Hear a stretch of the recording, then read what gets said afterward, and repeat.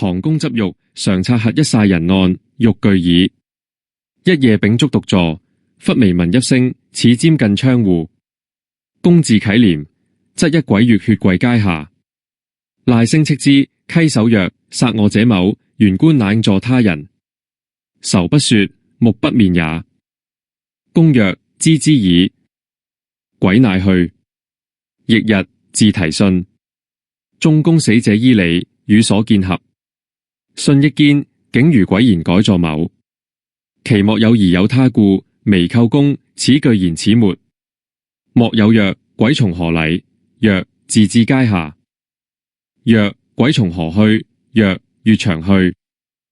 務有曰：聞鬼有形而無志，去當忽而印，不當越牆。因即越牆處尋事，但現數重屋上，新宇之後皆隱隱有泥迹，直至外垣而下。只以是公曰：此必籌悔折道所為也。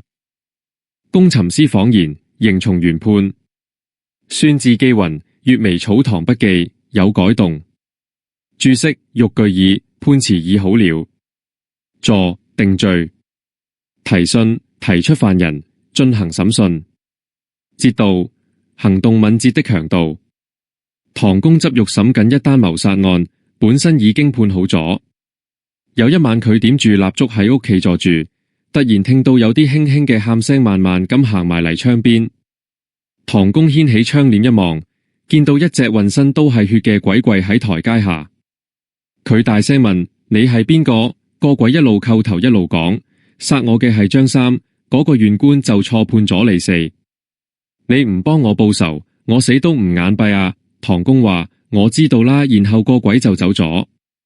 第二朝，唐公重新提審，發現卷宗上寫住死者着嘅衫鞋，同佢前晚見到嗰紙鬼着嘅一模一樣，於是更加相信鬼講嘅話，就改判咗張三。佢個師爺覺得唔對路，偷偷問唐公發生咩事，唐公就講咗見鬼嗰段經歷。